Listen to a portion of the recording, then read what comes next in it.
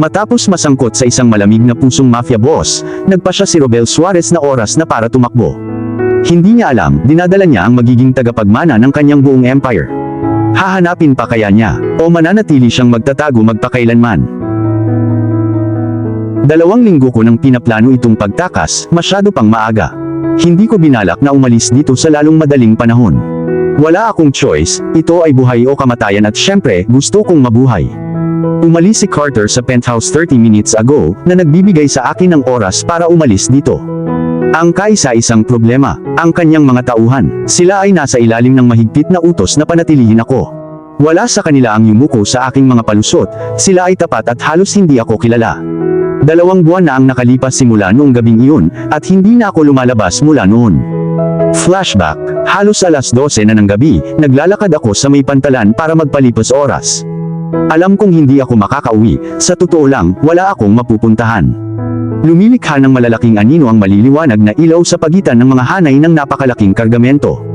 Tumakbo ang kamay ko sa gilid ng isang malaking steel crate of God knows what. Ang malamig na pakiramdam ng metal ay dumaloy sa aking mga daliri, na naging sanhi ng aking katawan upang manginig. Dala ko ang isang makapal, maliwanag na orange na duffel bag sa aking kanang balikat, na naglalaman ng lahat ng aking mga mahalagang bagay mula sa aking dating silid. I have to admit, medyo childish ang pagtira sa mga magulang mo sa loob ng 25 taon, pero ngayon hindi na mahalaga ang katotohanan iyon. Ang mahalaga lang ay ang paghahanap ng matatag na trabaho at matutulugan. Kanina, galit na galit sa akin ang tatay ko, pero hindi na bago. Palagi siyang nag-aamok pagkatapos niyang mag-high. Wala akong naisip. 100 beses pa lang niya akong sinaktan, na karapat-dapat sa dami ng heroin at coke na nainom niya. Anyway, I got home after my last day at the diner, natanggal ako. Isang bagay ang humantong sa isa pa, sinuntok niya ako, sinabi sa akin na kunin ang aking mga gamit, at ako ay nasa aking masayang paraan. Balik sa kwento, kaya ngayon, ako ay walang tirahan, walang trabaho, walang pamilya, at malamig, natagpuan ang aking sarili sa pantalan mga 2 oras pagkatapos ng aking pagpapaalis. Bago ang aking ama ay isang druggie, inilipat niya ang mga kahon sa mga barko dito. Minsan sinasama niya ako sa trabaho. Iyon ang pinakamagandang araw. Maglalakad kami pataas at pababa sa daungan sa kanyang mga pahinga at sasabihin niya sa akin kung anong kargamento ang pupunta sa kung anong barko. Kung papalariin kami, papayagan kami ng isang marino sa kanilang bangka. Sa mga pagkakataong iyon, magiging parang mga pirata ang aking ama sa isang mabagyong paglalakbay sa Atlantic. Oh well, walang kwenta ang mag-reminisce. Tapos na ngayon at ang aking dating pinakamamahal na ama ay walang pakialam sa akin. Nawala sa pag-iisip, pakiramdam ko bumagsak ang katawan ko sa isa sa mga shipping container. Gumagawa ito ng kaunting rippling sound, ang ingay na umaalingaw-ngaw sa paligid. Umikot ang ulo ko, at nabalik ako sa malamig na sement sa ilalim ng aking mga paa. Habang nakaupo ako roon, sinusubukan kong intindihin ang nangyari, narinig ko ang tunog ng mababang boses na tumatakbo sa gilid ko ng crate. Sinusubukan kong magagawan pataas, ngunit ang malamya kong puwet ay bumagsak kaagad. Speaking of us, ang sakit talaga ng akin ngayon. Tulad ng, ang unang pagkahulog ay mahirap, ngunit sumpain, ang pangalawa ay mag-iiwan ng pasa. Ang mga lalaki sa paligid ng sulok, at ang liwanag ay sumasalamin sa isang metal na figure sa kanilang mga kamay. Ang isa sa mga lalaki, na tila mas maikli kaysa sa isa, ay direktang itinuro sa akin ang bagay. Naglabas ng flip phone ang mas matangkad at itinapat sa tenga niya. Ano ito? 2005, located the noise, girl. Mukhang maaga hanggang mid-20s, orange duffel bag. Nagsalita ang lalaki dito, huminto para sa mga tugon. Sir, tanong ko sa mas maikli, anong itinuturo mo sa akin? Nagiging masama ang tingin ng lalaki, hindi tumutugon, ngunit nakatingin sa ibang taong may hawak na prehistoric na telepono. Nakuha ko, ang mas matangkad ay nagsasalita sa sinaunang relic, isinara ito at itinulak ito sa kanyang bulsa. Kunin mo siya. Inihagis niya ang order sa mas maikling lalaki, humakbang palapit sa akin. Sinubukan kong tumayo at umatras, ngunit mabilis niya akong nahuli, pagkatapos ay naging itim ang lahat. Pagtatapos ng flashback, hindi ako makapaniwala na ginagawa ko ito. May bahagi sa akin na labis na nagmamalasakit sa lalaking ito, ngunit hindi ako maaaring manatili. Hindi ako mabubuhay sa takot o sa utang sa isang mafia.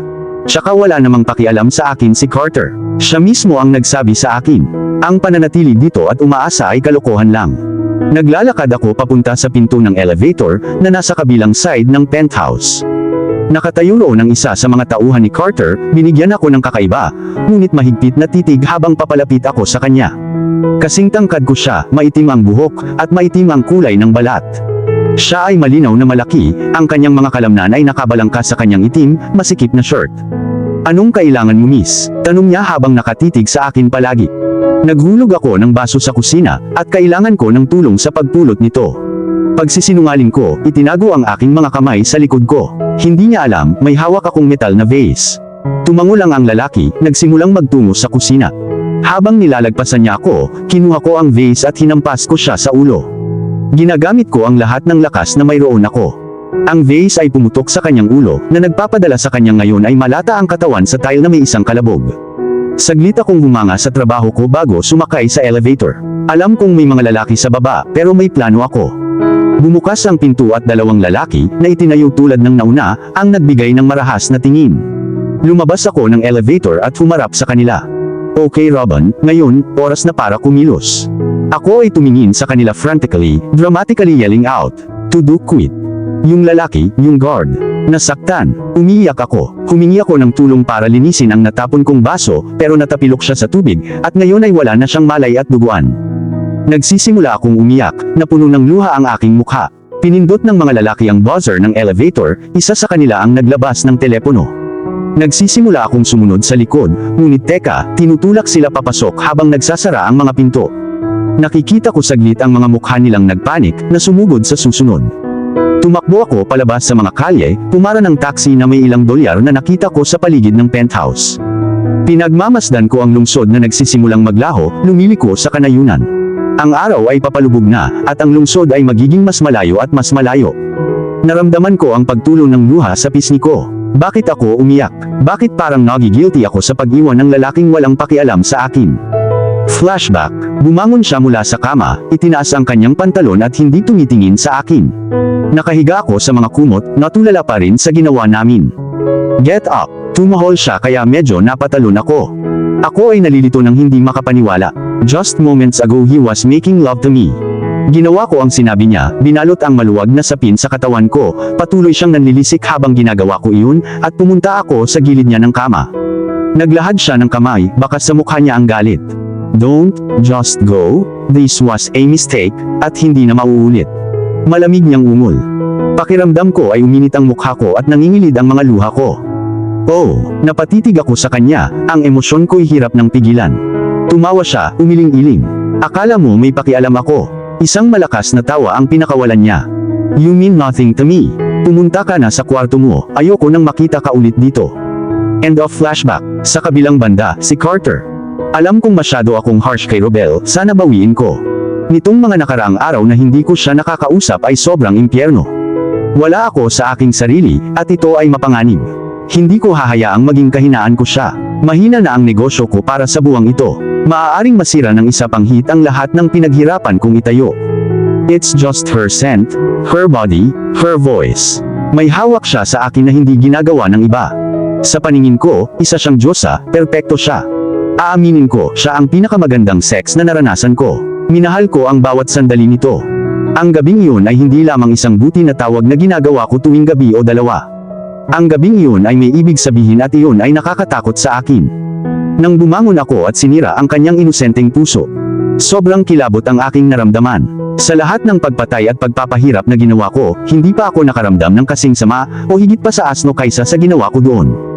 It's for her own protection, sabi ko sa sarili ko para manhid sa sakit, pero alam kong hindi yun totoo. Ang ginagawa ko lang ay iligtas ang aking imperyo. Siya ay isang bilanggo, sa tingin ko, ngunit siya ay higit pa doon. I can't keep treating her like this. Maybe I should let her go. 2 buwan ko na siya ngayon at hindi pa naibibigay ang lahat ng background check. Anumang mga palatandaan sa kanyang pagiging mapanganib. Narinig kong nag-buzz ang phone ko sa desk ko. Kumikilos ito pakaliwa habang nagri-ring, inilipat ang ilang mga papel kasama nito. Nag-shuffle ako pagkatapos ibalik ang isang libro sa shelf nito. Umupo ako sa itim, leather na upuan sa opisina, kinuha ang tumutunog na telepono. Ang caller ID na ipinapakita ay ang isa sa aking mga tauhan na nakatalaga sa penthouse at kukunin ko ito. Yes, tanong ko sa telepono, medyo naiinip habang pinahaba niya ang kanyang mensahe.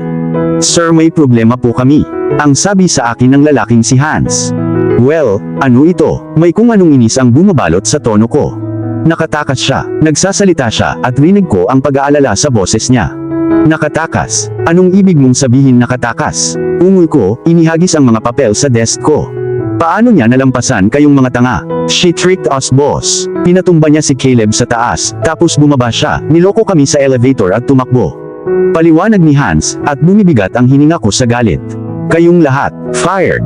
Ilabas mo na ang mga gamit mo sa bodega at umalis ka na. Nagutos ako, kung sakaling makita ko ang sinuman sa inyo, papatayin kita sa lugar. Pero boss, masasabi kong nahihirapan siya, pero pinutol ko siya. Umalis ka, kung hindi, papatayin kita ngayon din. Sumigaw ako sa telepono, tinapos ang tawag, at ibinato ang damn phone sa buong kwarto. Sinuklay ko ang aking mga kamay sa aking itim na buhok, nagpakawala ng isang mahabang buntong hininga. Paano ko siya pakakawalan? Paano ko siya papasukin sa aking mga daliri? Tumakbo ako sa ngayon ay kalahating sira na telepono, kinuha ito at dinadial ang aking pinakamahusay na hacker. Sumagot siya sa loob ng 5 segundo, at ako ay paikot-ikot sa aking opisina. Yes, boss. Tanong niya kaagad pagkatapos dumating ang tawag. Tumakas si Robel. Hanapin mo siya. Utos ko, matigas at inis ang boses ko. Pero boss, you refused to put a chip in her. And the cameras outside the penthouse were down for maintenance today. Bumuntong hininga si Danny, gumawa ng tunog sa telepono. I don't care. Find her at all cost. Sa kabilang banda, si Robel. Sumasakay ako ng taxi hanggat kaya ko, well, hanggang sa maubos ang pera. Kinailangan kong lumayo hanggat maaari. Hindi ko maaaring ipagsapalaran na matagpuan muli. Ang driver, si Ted, ay mabait na ibinaba ako sa pinakamalapit na shopping center, sa halip na sa gilid ng kalsada nang maubos ang pera ko. Mabait siya at inaalo ako habang umiiyak ako sa pagmamaneho. Inilabas niya ako ng 3 oras mula sa lungsod, na isang magandang simula. Nagpaalam ako sa kanya, nagsimulang maglakad sa gilid ng kalsada. Walang kwenta ang pagpunta ko sa shopping center, wala akong pera at ayokong matukso na magnakaw. Parang highway ang kalsada, mabilis na dumaan sa akin ang mga sasakyan at parang wala man lang stoplights. Alam kong hindi ligtas ang aking lokasyon, hindi gaanong kahabaan ng 3 oras at hindi magiging mahirap na subaybayan ako. Kailangan kong gumawa ng marahas na hakbang. Sa pagkakaalam ko, nasa Idaho ako ngayon, kaya kung gusto ko talagang magtago, ang silangang baybayin ang lugar na pupuntahan. Ito ay isang nakakabagbag damdaming desisyon, ngunit nagpasya akong mag-hitchhike. Wala akong pagpipilian, walang pera, walang kaligtasan. Kaya, pagkatapos ng halos 1 o 2 oras na paglalakad sa walang katapusang kalsada sa highway, nagpasya akong huminto, at itinaas ang aking hinlalaki. Inabot ng magandang 40 minuto para may huminto. Noon, medyo nabitin na ang braso ko, at humihina ito bawat segundo. Bumagal ang takbo ng driver sa isang Ford Focus sedan, hinila ang kanilang sasakyan sa tabi ko. Ibinaba ng tao ang kanilang mga bintana, inihayag ang kanilang sarili. Mukhang kasing edad ko lang ang driver, lalaki, platinum blonde ang buhok at guwapong mukha. Parang isa sa mga klise na pelikulang napanood ko sa Hallmark o Lifetime. Nakasuot siya ng asul na suit na may puting kurbata, mukhang galing sa isang meeting. Kailangan ng masasakyan. Tanong niya, hininaan ang volume ng radio niya. Bahagya akong tumango, naglakad papunta sa kotse at tumalon sa loob pagkatapos niyang buksan ang pinto. Salamat, bulong ko sa mahina at mahinang boses. Hindi ako naging napakahusay sa mga estranghero at nagtutulak sa akin ang pagmamaneho kasama ang isang lalaki sa labas ng kalsada. Of course, ipinakita niya sa akin ang isang ngiti, huminto pabalik sa kalsada. Saan? Anong pangalan mo, miss? Oh, ako si Robel, at kahit saan mula rito. Sabi ko sa kanya, nanatiling diretso sa harapan ko, nakatingin sa labas ng bintana. Saan ka pupunta? Pumunta ako dito para sa negosyo para sa aking ama, talagang nagmamaneho ako pauwi sa Jacksonville, sa Florida. Oh, at ako nga pala si Jason. Sagot niya, nagpakawalan ng kaunting ubo. Florida. Nagda-drive ka papuntang Florida. Kumurap ako ng ilang beses, nalilito kung bakit siya nagda-drive ng napakalayo. Isang mahinang tawa ang pinakawalan niya, nakaposisyon ang magkabilang kamay sa manibela. Panay ang tingin niya sa akin. Oo, mahilig ako sa mga road trip, kahit mag-isa lang. Isang hindi pangkaraniwang pagkagusto, alam ko, ngunit gusto ko lang makakita ng mga bagong lugar. At hindi mo talaga may enjoy ang mga ito sa mga eroplano. Damn, bumuntong hininga ako habang nakatingin sa kanya. Well, gusto mo ba ng kasama sa paglalakbay na ito? Kailangan kong makaalis sa lugar na ito, sa abot ng aking makakaya. Tumingin sa akin si Jason na may kaunting gulat sa kanyang mukha. Wala kang problema sa law. Ikaw ba? Mabilis akong umiling. No, not with the law, just with something else. Medyo nagiging staggered ang paghinga ko. Kailangan kong sabihin sa kanya kung tatanungin niya, dinadala niya ako sa Florida para sa langit. Kaya lang hindi ko alam kung mapagkakatiwalaan ko siya. Tumigil sandali si Jason bago nagsalita, nanatiling neutral ang mukha niya. Anong klaseng gulo? Please God, hayaan mo akong magtiwala sa kanya. Hayaan mo akong maging ligtas kung gagawin ko. Please protect us both, kasi once na malaman niya, he's pulled in as well. Sige, magtitiwala ako sa iyo. Nagsimula ako. Pero hindi mo masasabi kahit kanino. Pagkatapos kong ipaliwanag sa iyo ang lahat ng ito, wala sa atin ang ligtas, nakuha mo. Pinagmamasdan ko habang tumatango si Jason ng oo, ang kanyang paghinga ay magiging katulad ko. It's a mafia. Hinahanap ako ng mafia. Bulalas ko, namumutla ang mukha niya. Nagsisimula siyang huminto, ngunit pinigilan ko siya, ipinatong ang isang kamay sa kanyang braso. Ituloy mo ang pagmamaneho, at magpapaliwanag ako. Napabuntong hininga ako, ginagawa niya ang sinabi ko, at nagpatuloy sa highway. Nagsimula ang lahat 2 months ago. Pinalayas ako ng asshole father ko at wala akong mapupuntahan.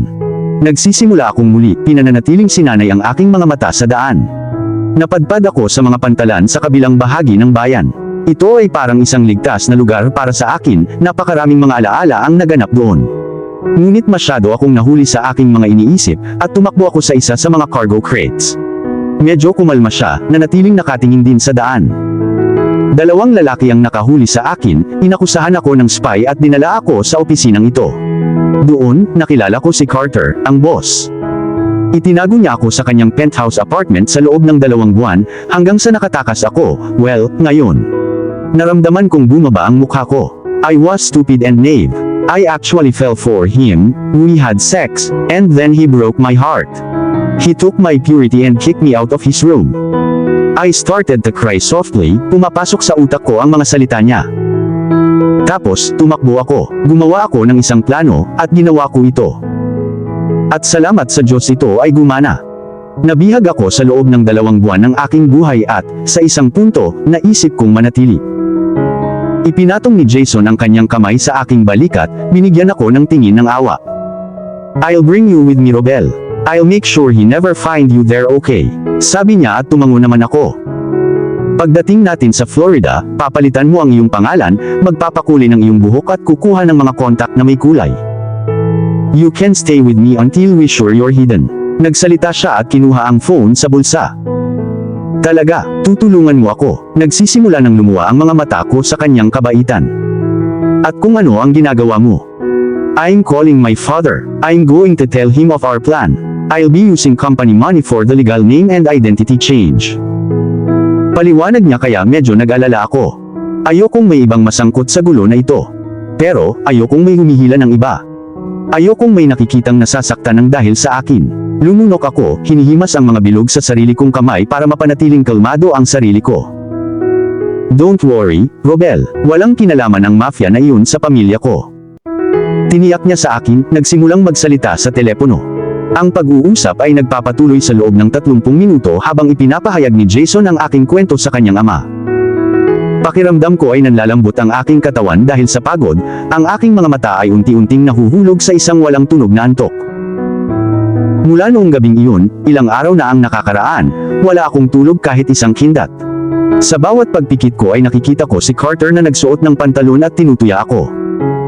Naglabas siya ng mga pang-iinsulto, ang kanyang mga masasakit na salita ay paulit-ulit sa aking panaginip.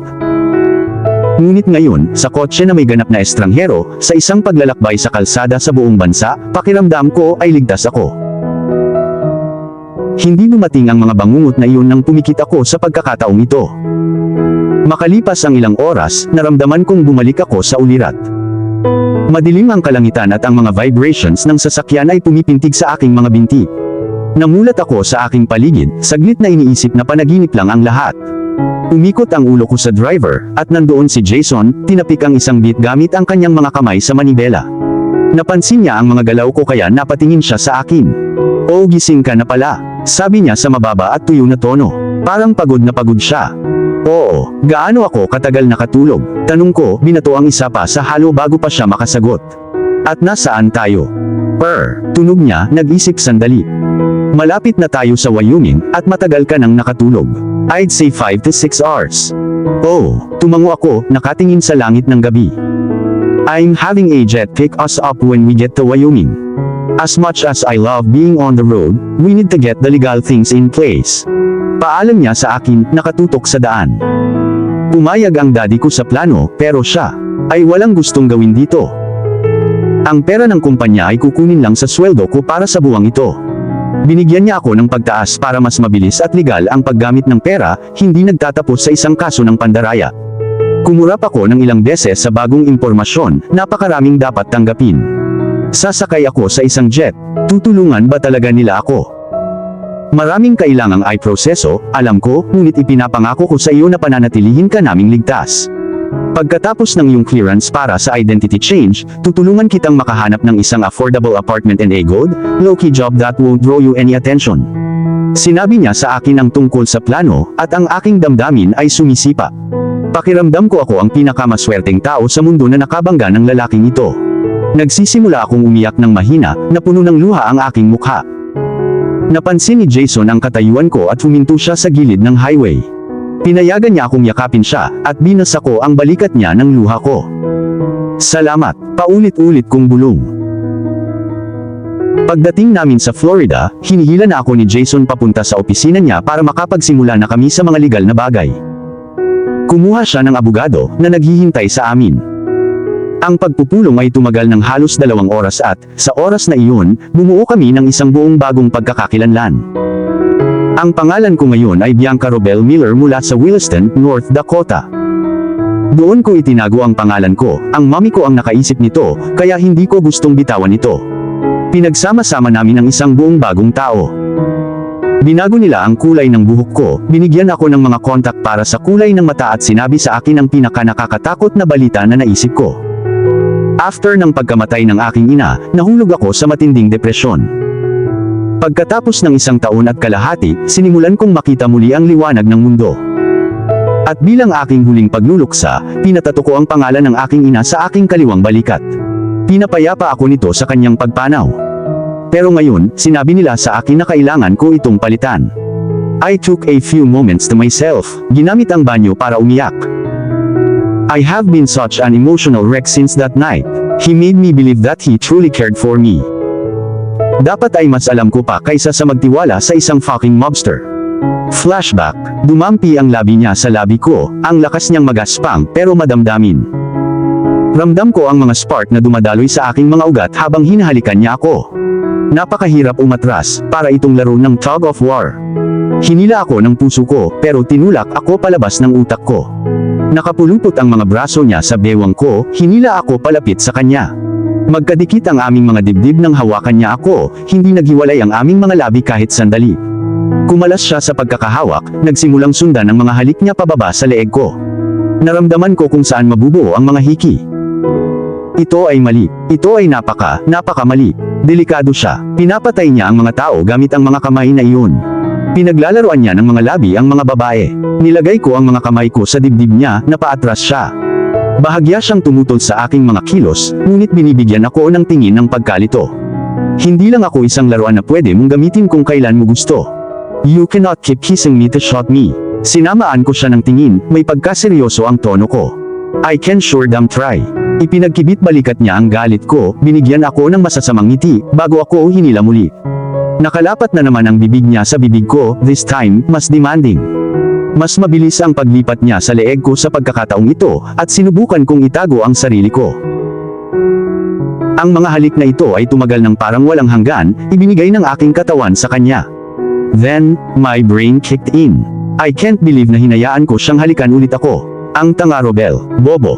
Muli ko siyang tinulak pabalik, humihingal na parang baliw. I can't, we can't. Hindi ito tama, sabi ko sa kanya, naghahabol ng hininga. Anong hindi tama? Ngumisi siya, humarap sa akin. Inabot ko ang mga kamay ko para pigilan siyang makalapit. Ikaw, kinidnap mo ako. At nakikipagtalik ako sa iyo, nakakabaliw. Bulalas ko, ramdam ko ang namamagang gulo ng labi ko. Dali-dali akong lumabas ng sala, dumiretso sa kwarto ko. Pagtatapos ng flashback. Kinabukasan, dinala ako ni Jason sa hairdresser at pinalitan namin ang aking golden brown hair ng natural na kulay na ginger. Ang dati kong berdeng mata ay natatakpan ng mga hazel. Ang pagtingin sa salamin ay isang ganap na bagong mukha. Bahagya kong nakilala ang sarili ko. Pinutol nila ang buhok na inabot ko ng ilang taon para humaba. Pinaikli nila ito sa aking mga balikat, pinanipis at iniistilo. Pagkatapos ay dinala ako ni Jason sa lugar ng tattoo kung saan papalitan nila ang aking tattoo sa isang bagay na ganap na naiiba. Sinigurado kong kinunan ako ni Jason ng larawan ng orihinal. Inaasahan kong mabuo ito sa lalong madaling panahon. Masakit ang proseso, at itinago ko ang aking mga luha habang nagdidisenyo ang tattoo artist sa ibabaw nito. Naging bagong tao talaga ako. Ang pangalan ng aking ina ay natatakpan ng isang klasikong rosas na tattoo. Noong gabi bago, pinananatili ako ni Jason sa isang magandang hotel para sa gabi. May mga business siyang dapat asikasuhin sa kanyang tahanan bago ko siya makasama doon. Hindi naman ako nagalit, at least may matutulugan ako. Pero ngayong gabi, dadalhin niya ako doon, sa bahay niya. Sumakay ako sa kotse pagkatapos ng tattoo parlor, talagang talunan. Halos 20 minuto kaming nagmamaneho ng tahimik bago siya nagsalita. Hey, bago tayo makarating doon, may dapat kang malaman. Pagsisimula niya, sumulyap sa akin. Yeah, sagot ko, naghihintay ng elaborasyon niya. So, hindi ko pa ito binanggit noon, dahil kailangan kong makasigurado na ayos lang ang pagtulong sa iyo at mag-alok ng matutuluyan, pero, may asawa na ako. Her name is Matilda, that's why I could not bring you. Dito kagabi kailangan kong umupo at kausapin siya tungkol dito. He tells me, I can't deny that I wasn't a little disappointed though. He is fucking hot, ngunit ako ay hindi homewrecker. Pero kailangan kong sabihin sa iyo, noong una, hindi siya masaya sa arrangement, ngunit pagkaraan ng ilang sandali, sumuko siya. She's not one to be jealous, nahihiya lang siya sa iba. Paliwanag niya sa akin. Gusto ko lang sabihin sa iyo para iwas gulo sa huli. Oh, sige. Tumango ako habang papaakyat kami sa may gate na pasukan. Damn, mayaman talaga siya. Nandito na tayo, sabi niya, pumarada sa harap ng isang malaking bahay. Pininturahan ito ng puti, na may mga silver na arco na nagpapalamuti sa porch, na may hawak na maliit na balcony. May mga 3 palapag, at ang mga bintana ay kasing laki ng dobleng pinto. Ito ay mukhang White House sa isang paraan. Wow, napabuntong hininga ako habang papalabas ng sasakyan niya. Pinagmasdan ko ang tanawin, sumulyap sa hardin, garahe, at bahay. Nakatayo sa pintuan ng isang babae, mukhang mga 5 feet 4 inches. Siya ay may ginintuang, tuwid na buhok, at nakasuot ng cute na dilaw na sundress, even though it was now nighttime. Siya ay may maliit na ngiti sa kanyang mga labi, at si Jason ay naglalakad sa unahan ko, naglalagay ng isang malambot na halik sa kanyang pisngi at pinulupot ang kanyang braso sa kanyang baywang. Tilly, this is Robel, well, now Bianca. Pagpapakilala niya sa akin, inaayos ang pangalan. Bianca, ito ang wife kong si Matilda. I'd moved forward, extended my hand to her, with a smile on my lips. Kinakabahan ako, umaasang hindi siya magiging isang total self-absorbed bitch. At sa kabutihang palad, hindi siya. Hello, bati niya sa akin, mahigpit na nakipagkamay sa akin, sabay ngiti sa pagtanggap. Ikinalulungkot kong pumasok at manatili sa iyong tahanan. Humihingi ako ng paumanhin, pangako, lalabas ako sa sandaling makabangon ako. Sabi ko sa kanya, ayokong isipin niya na isa akong tanga. No, ipinilig niya ang kanyang ulo, nagbibigay ng isang maliit na tawa, you are welcome for as long as you need. Hindi ko maisip kung gaano ka natakot at natatakot sa buong sitwasyong ito. Siniguro niya sa akin, sabay wave sa akin papasok ng bahay. Paglipas ng isang buwan, madaling masanay sa aking bagong buhay. I mean, the past month hasn't been very challenging, hindi ako masyadong lumalabas ng bahay. Ang pagiging dito ay nagbibigay sa akin ng isang pakiramdam ng kaligtasan, ito ay nagpaparamdam sa akin na parang ako ay malaya. Sa bagong identity na ito, sasamantalahin ko ito. Gagawin ko ang buhay na pinangarap ko, ang hindi ko nabigyan ng pagkakataon. Ganun pa rin ang pagkatao ko, ako pa rin ang makulit, overdramatic na dweeb na dati. Siguro kaya kong maging may-ari ng tindahan tulad ng dati kong pinapangarap. Siyempre, hindi ko gagamitin ang pera ni na Jason at Matilda, ang dami na nilang naibigay sa akin. Pero ngayon, makakaipon ako ng pera at magagawa ko ang pinangarap ko. Sa bahay, lahat ng pera ko ay mapupunta sa mga bayarin at problema ng aking ama sa droga. Hindi ako nagkaroon ng sarili kong pera. Siyempre, hindi nagtrabaho ang tatay ko. Nang pumanaw ang aking ina, huminto siya sa kanyang trabaho at nalulong sa pagkagumon. Ang pagtatapos ng high school at pagtatrabaho para suportahan ang aking ama ay hindi madali, ngunit ako ay natutuwa na ako ay natuloy at nagawa ko ito. Ngunit, sa palagay ko maaari mong sabihin na ang bagong natuklasang kakulangan ng responsibilidad na ito ay lubos na kahanga-hanga. Walang nagpapabigat sa akin, at maaari akong maging kung sino talaga ako. Nitong nakaraang buwan, naging maayos na kami ni Matilda. Dahil wala naman akong binibisitang iba, she's basically my best friend. Sabay kaming nag-aalmusal tuwing umaga, hapunan tuwing gabi at nag-click lang kami. Ang laki ng tiwala niya sa kanyang asawa ay hindi ka panipaniwala. Ibig kong sabihin, narito si Jason, nag-uuwi ng isang random na babae sa kalsada at call siya dito. Siya ang uri ng taong hinahangad kong maging. Mabait, mapagkakatiwalaan, masaya, mapagmahal sa lahat at mahabagin. Bianca, may narinig akong boses na tumawag sa akin mula sa aking pag-iisip. Nakaupo ako sa puting breakfast bar sa dulo ng isla ng kusina. Ang aking mga pag-iisip ay malamang na tumagal ng maraming oras, dahil ang aking dating pasaway na kape ay malamig na para mahawakan. Tumirik ang mga mata ko para salubungin ang nakangiting mukha ni Matilda. Magsusuot siya ng malabo, mahabang manggas na pajama, at ang kanyang buhok ay nakadikit sa kanyang ulo. Siya ang kahulugan ng bedhead. Oh, good morning. Kumurap ako ng ilang beses, nabalik ang atensyon ko. Morning, okay ka lang ba? Tanong sa akin ni Matilda, puno ng pag-aalala ang mukha niya. Yeah, bakit mo natanong? Huminga ako ng malalim nang magsimulang umikot ang tiyan ko. Pinipigilan ko ang sakit bagaman, ito ay nangyayari sa nakalipas na linggo, ang trangkaso ay tiyak na darating sa ilang sandali. Tumingin ka na ba sa salamin? Tanong niya sa akin, nakasandal sa gilid ng isla. Ikaw ay mas maputla kaysa sa isang multo, at ikaw ay mukhang kakilakilabot. Wow, salamat. Pakiramdam ko ay umiikot ang mga mata ko, habang humihigop ng malamig na kape. Ew, ang boses ko ay tumutugon sa lamig ng inumin. No, like seriously, you look sick. Sa tingin ko dapat ka naming dalhin sa doktor. Tumingin siya sa akin ng buong seryoso. Pero umiling ako ng no, kumaway sa kanya. I'm fine, malamang sakit lang sa tiyan yan. Don't worry about it. Nagsisimulang gumalaw ang mga paa ko, tumuntong sa malamig na tile. Idinausdos ko ang aking katawan mula sa upuan, ngunit kapag ang bigat ng aking sarili ay umabot sa aking mga paa, ang aking mga binti ay bumigay at ako ay napaluhod. Ano bang mali sa akin? Bianca, hindi ka okay. Matigas niyang sabi sa akin, naglalakad ng ilang hakbang mula sa kusina, papunta sa hagdan. Jason, malakas na tawag niya sa hagdanan. Naririnig ko ang isang mahinang boses na ya. Galing kay Jason habang naglalakad papunta sa taas ng hagdan. Hinawayan siya ni Matilda pababa, nagmamadaling bumalik sa tabi ko, sinusubukan akong tulungang makatayo. Lumapit din sa akin si Jason, baka sa mukha niya ang pag-aalala. Anong nangyari? Tanong niya, lumuhod sa tabi ko, at tinulungan ang kanyang asawa na itayo ako. Sa tingin ko kailangan niyang magpatingin sa doktor. Pagsisimula ni Matilda. Pagbaba ko, medyo tulala siya, namumutla, at mukhang may sakit. Tapos, pagkatayo niya, nahulog siya. Mukhang hindi ka na maglalakad saglit. Nagkibit balikat si Jason, sinusubukang hindi mabigla sa kakaibang ugali ko. Tilly, kunin mo na ang susi at paandarin mo na ang sasakyan. Tutulungan ko siya. Tumingin si Jason kay Matilda, itinuro kung saan niya sila iniwan.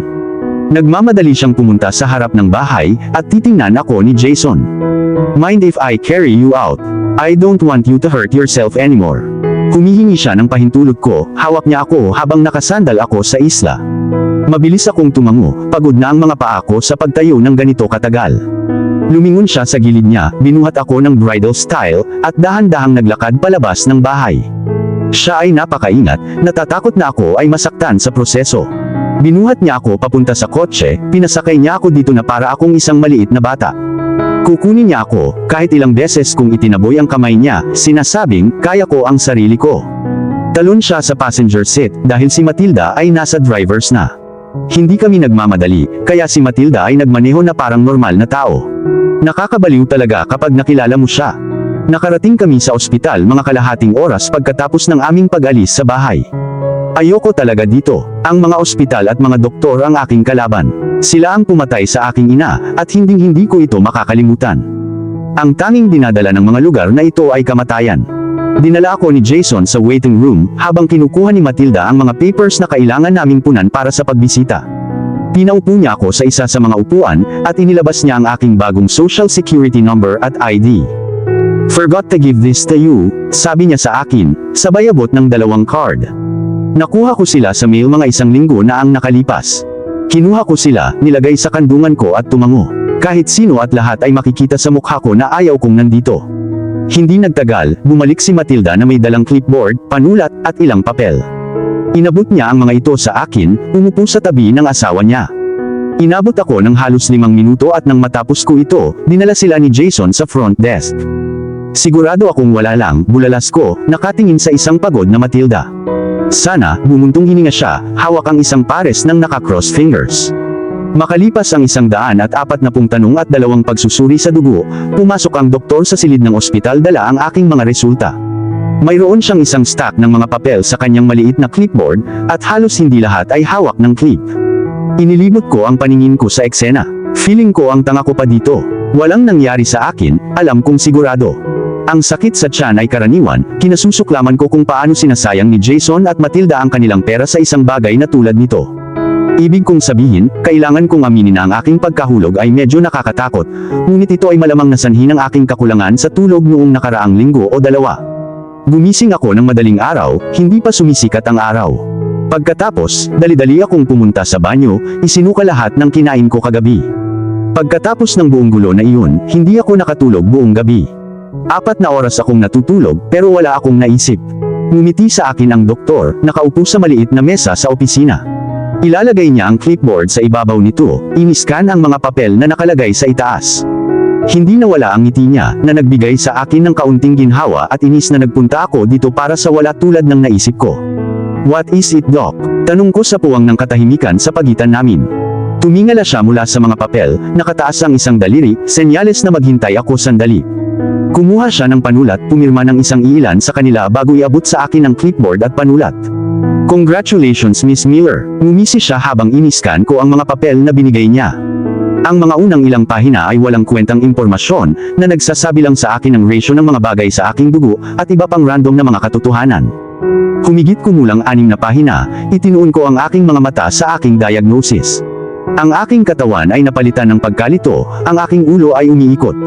Napaangat ang ulo ko sa doktor, nagdadasal na isa itong kalokohan.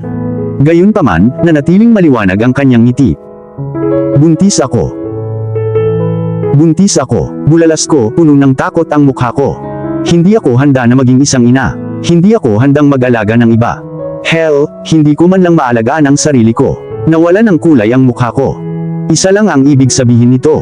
Ito ang isang bagay na kinatatakutan ko. Ang taong nagmumulto sa aking mga bangungot, ang taong nanakit sa akin ng higit sa iba. Ang taong tinatakbuhan ko, si Carter ang ama. Holy shit, ungol ko, huminga ng maraming malalim. Miss, may mga pagpipilian. Hindi na kailangang magpanik. Sinusubukan ng doktor na pakalmahin ako, ngunit nabigo ito. Kung sa tingin mo ay hindi mo kayang pangalagaan ang batang ito, marami kang iba't ibang paraan para harapin ito. Maglalabas siya ng pamphlet mula sa isang folder sa kanyang desk. Ang harap ay mababasa sa malaki at bold letters, A Mother's Guide to Options. Kinuha ko ang pamphlet sa aking kamay, hindi ko na pinangarap na buksan iyon. Inilipat ko ang aking mga kamay sa armrests ng upuan, dahan-dahang itinulak ang aking sarili. "Salamat, Dr. Farley." Pag-iisipan ko ang lahat, nanginginig ang boses ko, habang gumagalaw ang mga paa ko patungo sa pinto ng opisina. "Miss Miller, maglaan ng oras, huminga, at pag-isipang mabuti." Payo niya sa akin habang naglalakad ako palabas. Purong puti siguro ang mukha ko, dahil minsang nakita ako ni Matilda at Jason, tumakbo sila papunta sa akin na may pag-aalalang ekspresyon. "Anong nangyari? Ayos ka lang ba? Ano ang diagnosis?" Nabobomba ako ng mga tanong, at hindi maproseso ng isip ko ang lahat. Isang napakalaking sakit ng ulo ang nabuo, at ibinaba ko ang clipboard at pamphlet, pinitik ang mga gilid ng aking ulo, nagpakawalan ng isang malakas na daing. "Hold on!" Sigaw ko sa kanila, sinusubukan kong kuhain ang sarili kong mga iniisip. Ipinikit ko ang mga mata ko, pilit na pinapakalma ang sakit ng ulo ko. Pagbukas ko, nakita ko sina Matilda at Jason na gulat, nakatingin sa pamphlet at clipboard. Hinawakan silang dalawa ni Matilda sa kanyang mga kamay, at kumukurap siya bawat ilang segundo. Lalo akong naparanoid at na-stress sa lahat ng bagay dahil sa pagkagulat nila. "Oh honey," isang pambabaeng boses ang tumunog nang muli kong ipikit ang aking mga mata. Naramdaman ko ang pagyakap ni Matilda sa akin, pero hindi ko siya niyakap pabalik, hindi ko kaya. Hindi ako makagalaw sa pisikal. Tumutulo ang mga luha ko habang binabasa ang balita. "I'm mothering my worst nightmares child," at hindi niya alam. Makalipas ang 5 taon, dahan-dahan kong iminulat ang aking mga mata, malakas na tunog ng mga kaldero at kawali na nagkakasalubong ang mga tunog sa aking apartment. Isang malakas na ungol ang kumawala sa aking mga labi, habang tinutulak ko ang aking mukha sa isang malambot na unan sa aking kama. Medyo sumisikat na ang araw pero siya, lagi siyang puyat sa ganitong oras at nababaliw na ako. Tumingin ako sa side clock ko, 6:39 AM na pala. Ha, 20 minuto pang tulog kaysa noong nakaraang linggo, sweet. Bumaba ako sa aking napaka-komportableng kama, naglakad papunta sa aking closet. Ipinihit ng kamay ko ang switch ng ilaw mula sa off papunta sa on, na nagbibigay liwanag sa buong kwarto. Ang aking brush ay nakalagay sa tuktok ng wooden dresser, at kinuha ko ito, sinusuklay ang ulo ko. Umaalingaw-ngaw pa rin ang ingay ng kaldero at kawali sa buong tahanan ko, at muli akong napaungol. Pumunta ako sa pinto, binuksan ito ng mabilis at sumigaw, "Owen Daniel. Mas mabuting huwag ka nang makipaglaro sa mga kalderong iyon." Naririnig ko ang ilang pagbabalasa, pagbukas at pagsasara ng mga kabinet, at pagkatapos ay narinig ko ang kanyang maliit na boses. "Sorry mama," sigaw niya pabalik sa akin. Inilibot ko ang aking mga mata, isinara ko ulit ang pinto at pumunta sa closet ko. I was so blessed to have the kid, but boy was he a pain. Wala akong masyadong damit, hindi ko masyadong kailangan. Ang walk-in closet ay pangunahin para sa imbakan, maliit na seksyon ay para sa mga damit. Dito, itinago ko ang lahat ng aking alaala. Anumang bagay mula sa mga regalo hanggang sa mga kahon ng sanggol ni Owen. Sa likod ng lahat, naglagay si Jason ng bulletproof safe sa dingding. Sa may mga bagay na pang-emergency. Pera, passport, peking ID, you name it, nakuha namin. Siya at ako ay nagpunta sa iba't ibang mga plano ng pagtakas kung kahit anong mangyari, at hinanap ulit ako ni Carter. Kami lang ni Jason ang nakakaalam ng code, kahit si Matilda. We are very prepared for something like this. 4 na taon na kaming tatlo para magplano, at hindi kami nagsayang ng oras. Kinuha ko ang damit ko sa trabaho sa hanger, at dinadala ko ito, kasama ang ilan pang damit sa banyo. Tiningnan ko ang aking telepono at nakita kong mayroon akong humigit kumulang 17 minuto bago umakyat si Owen para sumisigaw ng pagkain. Kaya, lumukso ako, hinugasan ang aking katawan at buhok ng mabilis hanggat kaya ko at lumukso palabas. Muli kong tiningnan ang aking telepono, at nalaman kong 5 minuto na lang ang natitira ko. Tumalon ako sa aking pangilalim na kasuotan, sumiksik sa aking pantalon, ay clip ang aking bra, isinuot ang aking shirt at isinusuksok ang tuktok sa ilalim. Ang aking buhok ay madali nang magsuklay, na nakakatipid sa akin ng oras, at lumabas ako ng banyo. Hindi ko kailangan ng temper tantrum mula sa kanya ngayong madaling araw. Habang pababa ng hagdan, nagklip sa aking buhok, ginagawa itong semi-formal at inaayos ang aking mga damit pang trabaho. "Mama," halos mapasigaw si Owen habang tumatakbo para yakapin ako. Palagi na lang siyang hyper lalo na sa umaga. Siya ay literal na tumalon papunta sa akin, ang mga binti sa paligid ng aking mga tuhod at ang kanyang mga braso sa aking baywang. Ang pangatlong daing ko sa umaga ay tumutunog habang ginagawa niya iyon, hindi ako sapat na lakas para hawakan siya ng ganoon. Nanghina ang mga tuhod ko at natumba ako sa kanila, babagsak ang bomb ni Owen dito. Magsisimula siyang humagikik ng husto, at hindi ko napigilang tumawa din kasama siya. Tumayo siya pagkaraan ng ilang sandali, binigyan ako ng tamang yakap sa pagkakataong ito. Ipinatong niya ang ulo niya sa balikat ko, at binigyan ko rin siya ng mahinang yakap. Nang maging komportable na ako, bumangon siya, itinulak ang sarili palayo sa akin at nagsimulang tumalon. "Breakfast, breakfast, breakfast," bulalas niya, tumatakbong parang galit na lalaki. Siguro dapat kong ilagay ang asukal sa isang lugar na mas mataas. Sa tingin ko ay natagpuan niya ito. Itinulak ko ang sarili ko, dumiretso sa kusina. Umabot ang braso ko at binuksan ang isang cabinet, may laman iyon ng mga kahon ng cereal at ilang sweet. "Owen, anong cereal ang gusto mo?" Tawag ko mula sa kusina hanggang sa living room. "Oreos," sigaw niya, tinusok ang tenga ko. Ibinaba ko ang isang mangkok, at pumunta sa refrigerator para kumuha ng gatas. Nagpunta ako sa sala at pinapanood ko habang iniikot niya ang channel sa SpongeBob na muling tumakbo. "Anong gusto mo maliban sa Oreos?" Tanong ko sa kanya, sumimangot naman siya. "Mommy, gusto ko ng Oreos." Reklamo niya, and I mentally roll my eyes. "No, either give me a real answer or I'll pick the checks you don't like." I put my foot down, he needed to learn that no means no. "Fine." Naglabas siya ng sobrang dramatikong pagtatampo.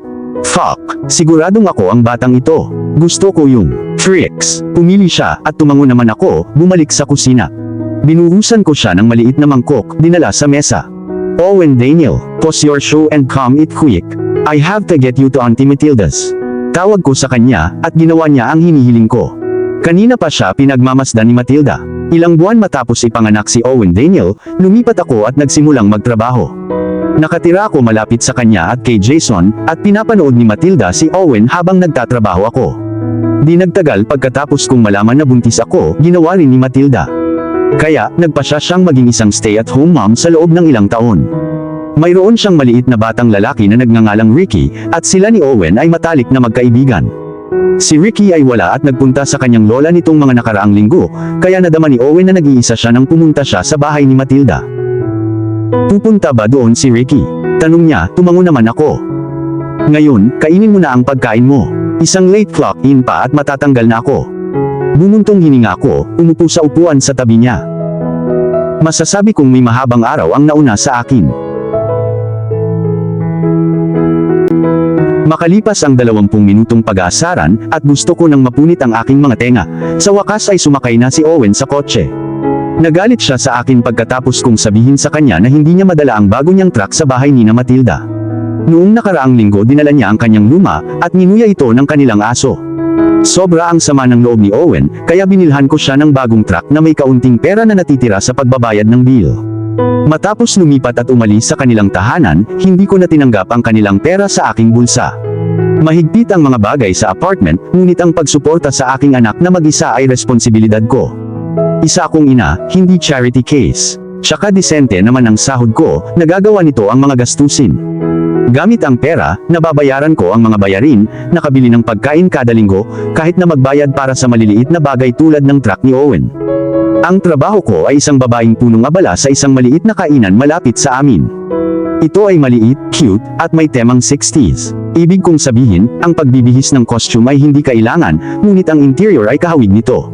Sa isang paraan, ito ay mukhang Pops mula sa Riverdale.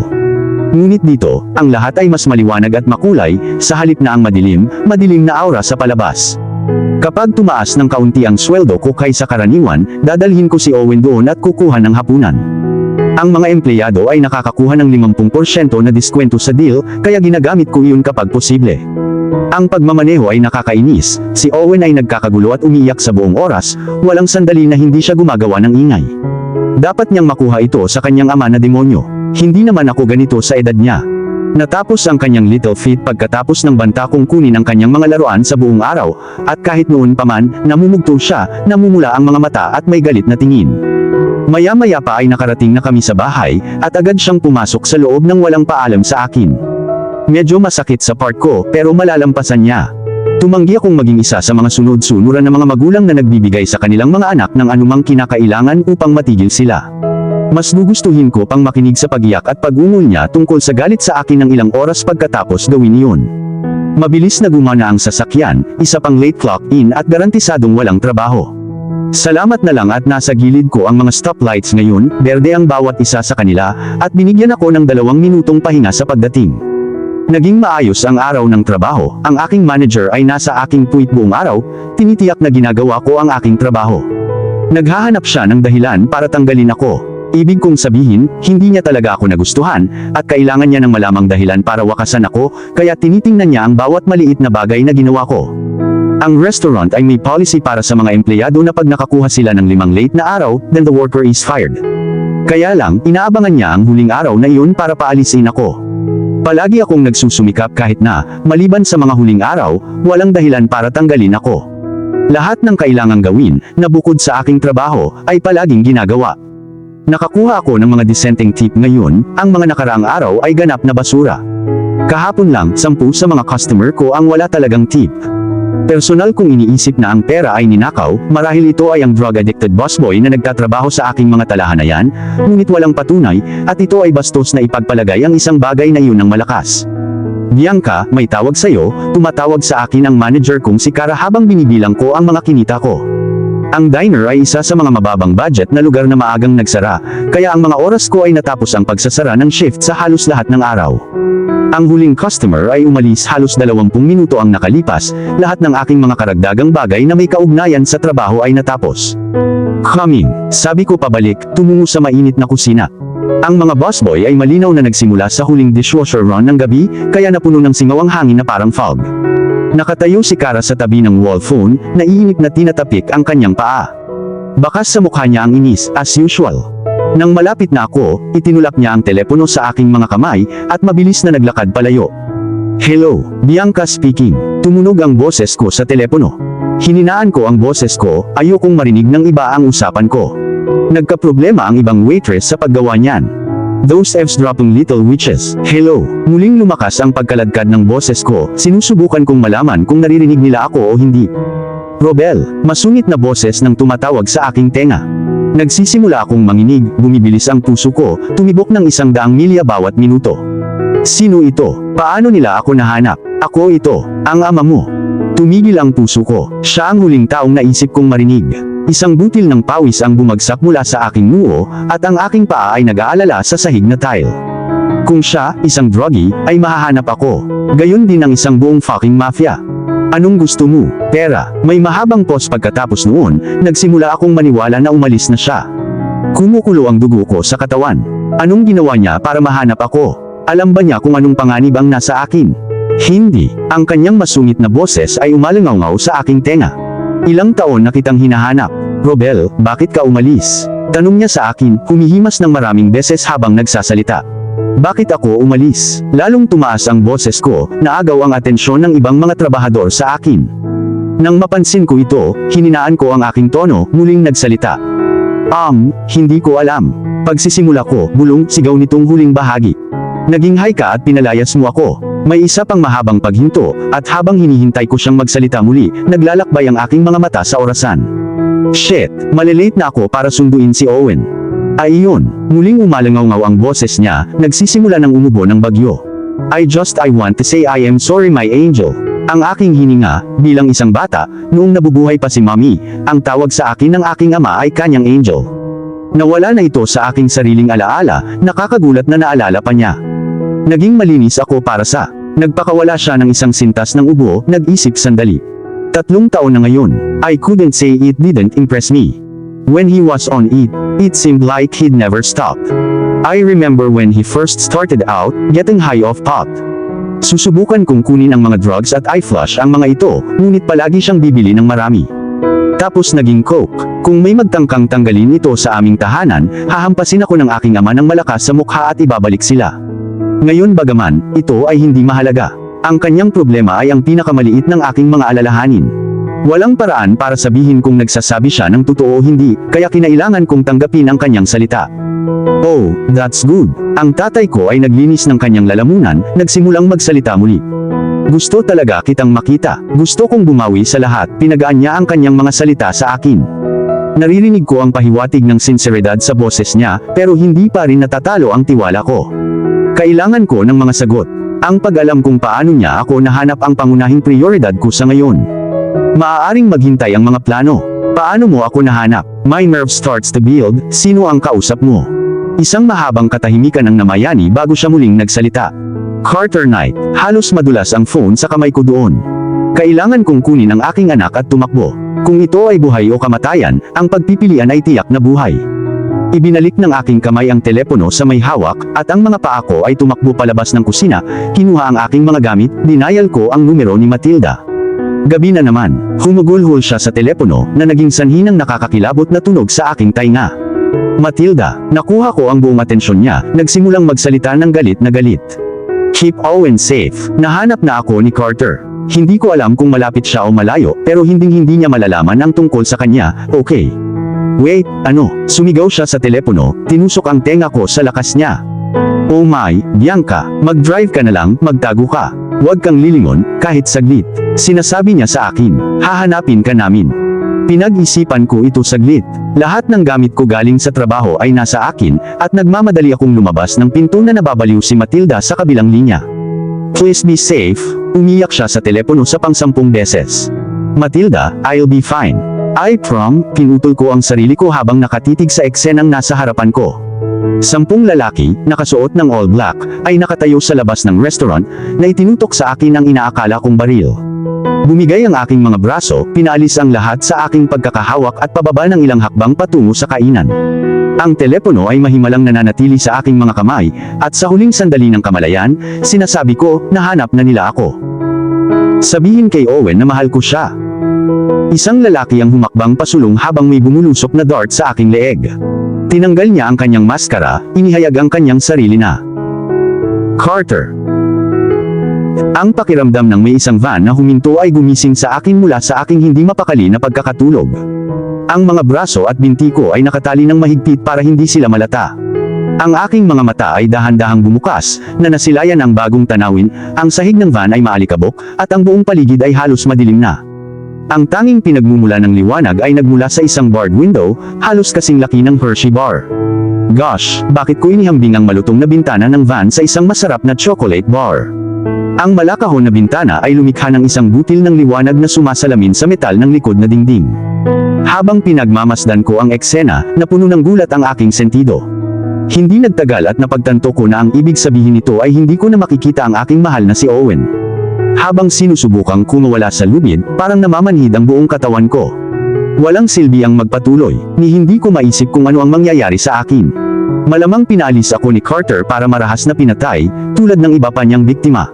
O, marahil, mayroon siyang ibang mga bagay na nakalaan.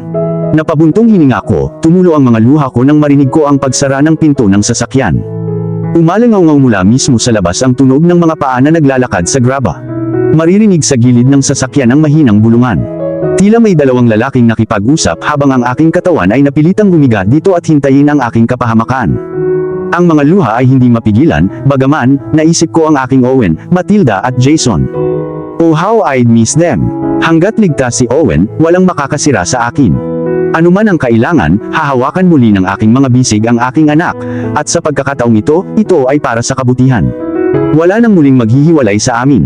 Bumukas ang isa sa mga pinto ng van, tumambad ang isang lalaking moreno at muscled na naka-all black. Sa aking paningin, halos hindi ko makita ang kanyang mukha. Hihilahin niya ang mga binti ko, pinalabas ako ng sasakyan na parang aso. Ilalapag ng lalaki ang namamanhid kong katawan sa matigas na grabo sa likod ng van at isasara ang mga pinto. Ang aking ulo ay umiikot sa paligid, kumukuha sa lokasyon kung saan ako inihatid. Nasa harap kami ng isang malaking mansyon, kasama ang lahat ng fountain sheet at sculpture na iyon. Sa paligid ng ari-arian, may mukhang malalim na kakahuyan, punong kahoy na nakapalibot sa bahay. Isang malaking gate ang inilagay sa isang mahabang kalsada ng grabo na ito. Ang isa pang lalaki, na nakasuot ng parehong paraan, ngunit mas maputla kaysa sa isang multo, ay binuhat ako mula sa aking puwet, itinapon ang aking magaan na katawan sa kanyang balikat.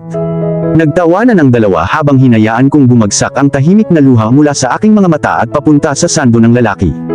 Ang lamig ng AC ay buong sabog, na nagpapadala ng panginginig sa aking gulugod habang papasok kami sa bahay. Pinagmasdan ko ang puting tile na sahig habang binuhat nila ako paakyat ng halos 2 hagdanan. Ibinagsak nila ako sa matigas na kahoy ng isang silid, isinara ang pinto at pinihit ang lock. Ang kwarto ay halos kasing laki ng aking sala, kusina at silid kainan na pinagsama. Maliit, detalyadong mga bintana na may linya sa 2 dingding ng silid, bumaha sa sobrang natural na liwanag. Sa kanang dingding, 2 pinto ang nakalagay dito, na inakala kong banyo at closet. Sa pagkamangha sa paligid, pinagmasdan ng aking mga mata ang tanawin sa harapan ko. Ang silid ay mas maganda kaysa sa ibinigay sa akin kapag tumutuloy kina Matilda at Jason. Malinaw na kahit papaano ay mas mayaman si Carter. Ang mga furniture ay mukhang lubos na mahal. Ang frame ng kama ay may masalimuot na disenyo sa itaas. Ang mga poste at ang mga kumot ay ginawa mula sa isang pinong seda. May aparador sa tapat ng kama, pininturahan ito ng puti, isang malaking salamin ang nakasabit dito. Kahit na ang lahat ng karangyan na ito ay hindi kapanipaniwala, hindi ko maiwasang mapuot dito. Ang pananatili sa tahanan ng isang kriminal, kasama ang aking anak na lalaki marahil ay libu-libong milya ang layo, ay nagdulot ng malaking pinsala sa akin. Matapos ang aking mga tingin sa paligid ng kwarto, ang aking katawan ay natagpuan na ito ay paraan sa pinakamalayo na sulok. Ang aking likod ay bumagsak dito, dumulas sa sahig, kung saan inilapit ko ang aking mga tuhod sa aking dibdib at umiyak. Walang bagay na makatakas sa oras na ito, halos tiyak. Ang aking mahalagang anak ay lalaki sa kamay ng iba, makakalimutan niya ako sa loob ng susunod na 5 taon. I can't even picture him right now. Masyadong clouded ang utak ko sa takot at luha ko. Ang aking katawan ay nananatili sa ganitong posisyon sa buong gabi, ang mga luha ay hindi tumitigil. Hindi ako nakatulog. Tirik na ang araw, bumubuhos ang liwanag sa mga bintana ng silid. Nawala na ang boses ko, napawi ang mga hikbi na umalangaw buong gabi. Basa pa ang mga mata ko nang mag-click ang lock ng pinto, at may pumasok. Hindi na ako nag-abalang tumingala. Ang aking ulo ay nanatili sa aking mga tuhod, ang lahat sa akin ay pakiramdam na walang laman. Naglakad patungo sa akin ang mabibigat na yabag ng taong iyon, huminto halos isang talampakan ang layo mula sa katawan ko. Sa puntong ito, malinaw na ang nanghihimasok ay isang lalaki. Nakatayo siya sa harapan ko ng napakalapit, ang tanging naririnig ko lang ay ang mabibigat niyang paghinga. Tingnan mo ako. Ang pamilyar na boses ng lalaki ay tunog, hindi ito masyadong galit, ngunit ito ay hindi malapit sa kalmado. Nanatiling nakayuko ang ulo ko, hindi ko mahanap ang gana na buhatin ito. Kung sino man ang lalaking ito ay hindi ako makikitang umiiyak. Tingnan mo ako, ungol niya, medyo tumaas ang boses niya. Sa ngayon, ang pag-iisip na lumaban ay stupid. Ipinagpaliban lang nito ang aking hindi maiiwasang kamatayan at, sa totoo lang, gusto ko lang itong matapos. Umangat ang ulo ko, inilantad ang mapupula kong pisngi at mata. Ang lalaki pala ay ang demonyo mismo, si Carter. Umikot ang tiyan ko, muntik na akong masuka noon. Ang lahat ng mga taon na ito ng pag-iingat ay nasayang, at ngayon, ang buhay ko ay nasa kamay ng lalaking pinakakinasusuklaman sa aking puso. Ngumisi siya sa akin, squatting to my level. Siya ay halos pareho, ngayon siya ay nagkaroon ng malinis na hiwa ng pinaggapasan, at ang kanyang mukha ay mukhang mas mature. Kasing gwapo pa rin ni Carter noong nagkita kami. Kahit papaano, mas malamig ang mga mata niya. Welcome home. Nakakatakot ang mga mata niya, na para bang kahit anong oras ay maaabot niya ako at susuyuin ako. He looked full of hatred, parang nandidiri siya sa presensya ko. Na malamang na ginagawa niya. Mabagal na tumataas at bumababa ang dibdib ni Carter, parang humihinga ng dahan-dahan para pakalmuhin ang sarili. Ang kanyang mga mata ay bumaon sa aking sarili, nagpapadala ng panginginig sa aking gulugod. Hindi siya umiwas ng isang segundo, ngunit habang lumilipas ang mga sandali, bumababa ang kanyang galit na aura, na nagpapakita ng mas malambot. Pinunasan ko ang namamaga kong mata at baradong ilong, wala nang silbi ang pag-iyak. Oras na, papatayin niya sana ako, kung gagawin mo, bilisan mo. Lumunok ako, mahina ang boses ko. Ang gusto lang ng puso ko ay matapos na ang lahat. Walang pagpipilian na mabuhay nang wala ang aking anak at walang paraan sa impyerno na mahawakan siya ni Carter. Napalitan ng confused expression ang mukha niya habang sinusubukang intindihin kung ano talaga ang ibig sabihin ng mga sinabi ko.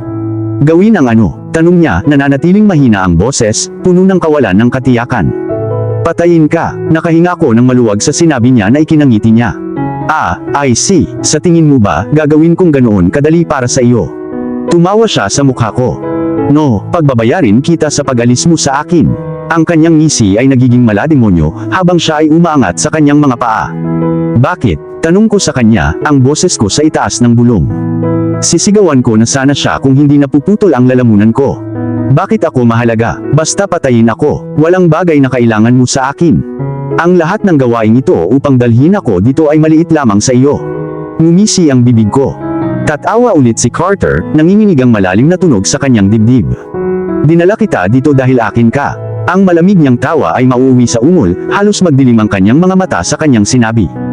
This time imbes na tumawa siya, ginawa ko. Napaungol ang boses ko sa kakatawa hanggang sa kakaiyak. Nakakatawa, pupunasan ng likod ng kamay ko ang mga luha sa mata ko at nang muli kong makita ay kitang-kita ang galit sa mukha niya. Lumapit siya sa akin, tulad ng talagang malapit. To the point na halos isang pulgada na lang ang layo ng mukha niya sa mukha ko. Ang kanyang galit ay nagliliwanag mula sa kanya sa mga alon. Robel, you are mine. Inikot ko ang aking mga mata, ito ay lubos na katawa-tawa. Siya ang nagtulak sa akin palayo. Bipolar, are we now? Umiinit ang ulo ko dahil sa hindi pagsang-ayon. I could have swear na ikaw ang nagsabi sa akin na lumabas ng kwarto mo. Ikaw ang nagpapaliwanag na wala akong halaga sa iyo. Tumaas ang sarili kong galit, kitang-kita sa mga ekspresyon ko iyon kay Carter. Ilang saglit, kumislap ang mga mata niya sa guilt, ngunit sa sumunod na sandali, wala na ito. Gusto kong mag-settle down, sabi ni Carter, nakatingin sa mga mata ko na may bored na ekspresyon. At ikaw ang nag-iisang babaeng nagbigay ng dalawang bagay tungkol sa akin. Nagkibit-balikat siya, medyo umatras. Isang malakas na tawa ang aking pinakawalan, muling namumuo ang mga luha sa aking mga mata. Sa tingin mo, nababalikan kita. Tuloy-tuloy lang ang galit at galit sa mukha ni Carter habang nagsasalita ako. Ang kanyang kamay ay mahigpit na humawak sa ilalim ng aking mukha, ang kanyang mga mata ay namumula sa galit. Babalikan mo ako, utos niya, may ngiti sa labi. O sisiguraduhin ko na mapunta sina Jason at Matilda sa isang maliit na aksidente. Umakyat ang galit sa akin, at sinampal ko siya ng malakas sa mukha. You asshole! Dumadagandong ang boses ko habang tinutulak ako ng mga braso ko para makatayo. Wala kang gagawing ganyan. Sa pagtulak sa kanya, ang tunog ng pagbangon niya ay pumapasok sa aking pandinig. "Oh talaga?" tanong niya, at naririnig ko ang masamang kalikasan sa likod ng boses niya. "Don't test me, or I'll make sure na kasama nila ang dalawang lalaki nila," pagbabanta ni Carter dahilan para mapatigil ako. Bumalang ang katawan ko sa kanya, inches lang ang layo ng figure niya sa akin. Bakas ang pagkalito sa aking mga mata, at napansin niya iyon. Dalawa, mayroon lang silang, "Oh, anak ko" ang ibig niyang sabihin. Anak namin na hindi niya alam. Fuck, well, alam niya ang tungkol sa kanya. Hindi lang na siya ang anak namin. "Don't you dare." I snap, sinampal ko ulit siya. Halos hindi kumikislap ang kanyang anyo sa pagkakataong ito, ang kanyang galit ay nagiging mas maliwanag. "Ang lupit mo, bata pa ang dalawang batang yan, hindi pa nga sila nabubuhay. Handa ka bang kunin ang kanilang mahalagang buhay para sa maling pag-ibig ko?" Umiinit ang ulo ko at nag-aapoy sa galit.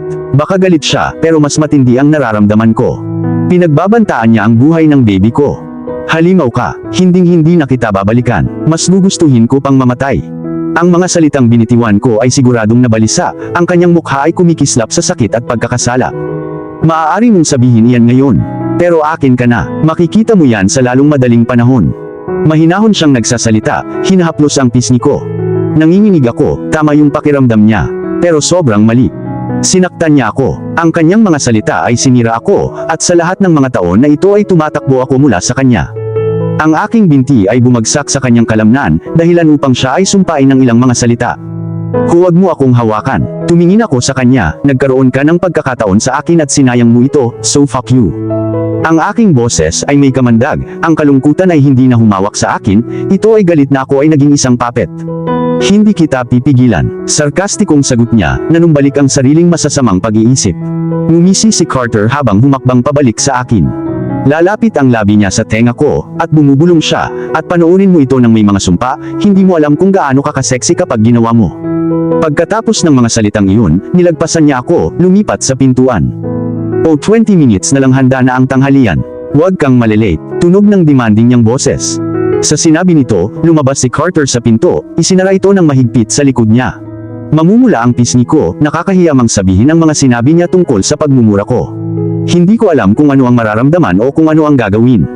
Ang kanyang mga salita ay paulit-ulit na tumutunog sa aking isipan, at ang lahat ay naging labis. Walang duda na kailangan kong tumakas. Kailangan ako ni Owen, pero paano ko ito gagawin? Sa kabilang banda, si Carter. 1 linggo na ang nakalipas. Ihanda ang mga lalaki para sa raid ngayong gabi. Kalmado akong nag-order sa isa sa mga pinagkakatiwalaang empleyado ko. Tumango siya bilang paggalang, at mabilis na lumabas ng opisina. Malaki ang gabing ito, sasalakayin namin ang isang buong cargo ship ng mga ninakaw na gamit. Ang barko ay papunta na sa isang daungan sa Los Angeles, California. May iba kaming plano para dito. Ang aking mga tauhan ay dapat na lumipat sa barko at basta na lamang itong kunin. Ito ay hindi kasing dali, ang mga lalaki ay nagsasanay ng ilang linggo gamit ang grappling hook upang umakyat sa taas ng barko. Ang paraan nito ngayong gabi ay nakasalalay sa kapalaran, inilagay ko ang aking pinakamahusay na mga tao sa trabahong ito. Milyon-milyong halaga ng droga ang dala ng barkong iyon. Hinahanap ng aking mga kamay ang mga file sa aking mesa, tinitiyak na nasa lugar ang lahat. Maaaring sabihin ng ilan na ako ay isang perfectionist, o may malubhang kaso ng OCD, ngunit hindi iyon ang kaso. Ang mga lalaking ipinadala ko sa mga misyong ito ay itinaya ang kanilang buhay, kung matutulungan ko ito, ang kanilang buhay ay maliligtas. Tumangala ang mga mata ko, mula sa mga papel ng dahan-dahang bumukas ang mga sapa ng pinto. "Ginger, anong ginagawa mo dito?" Tanong ko, bakas sa tono ko ang inis. Hindi siya pinatawag, at napakaraming kailangang gawin. "Oh baby," she pouts her lip, injected lips, kumakbang palapit sa akin. "Hindi ka ba masaya na makita ako?" She purrs, like literally purrs, "What the fuck?" Inabot niya ang likod ng aking upuan, kinuha ang kanyang mga kamay at pinadaos-daos iyon pababa sa aking dibdib mula sa likuran. "Ginger, busy ako." Pagmamaktol ko, sinusubukan kong umupo sa upuan ko. Marahan akong pinipigilan ng kanyang mga kamay, ang kanyang mahaba at peking mga kuko ay kumakamot sa aking sando. Inikot ni Ginger ang upuan, halos tumalon sa aking kandungan. Hinawakan niya ang mukha ko at hinalikan ako ng mariin. Bakit ko siya kasama? Ni hindi niya kayang halikan.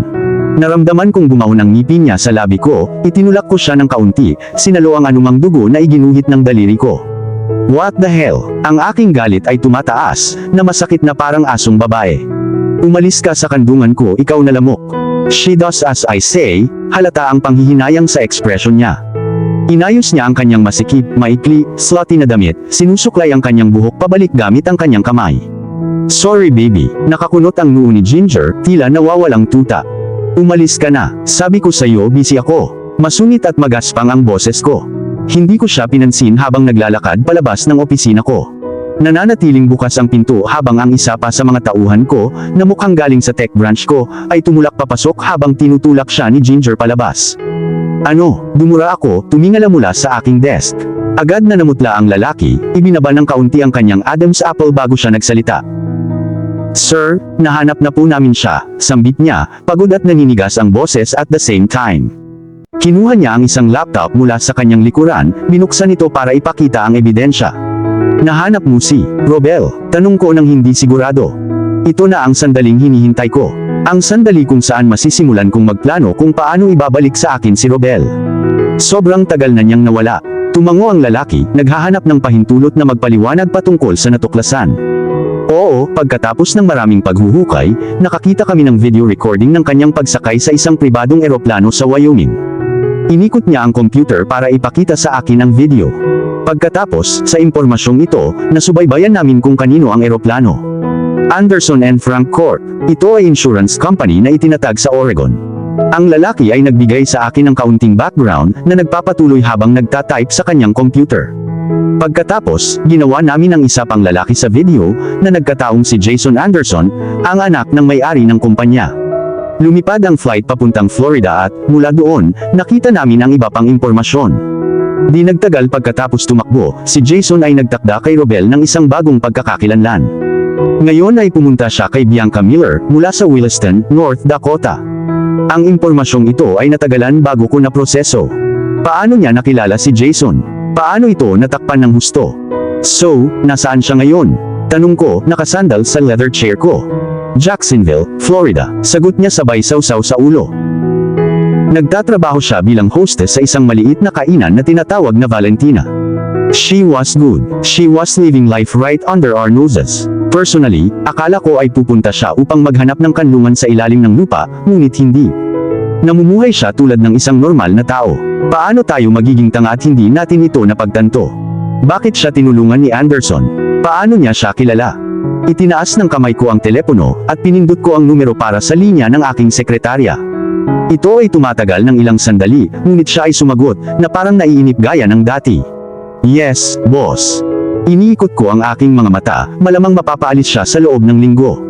Mag-schedule ng mandatory meeting para bukas. I want the best from each branch there. Dumaan sa tawag ang order ko, at naririnig ko siyang nagtatype sa keyboard.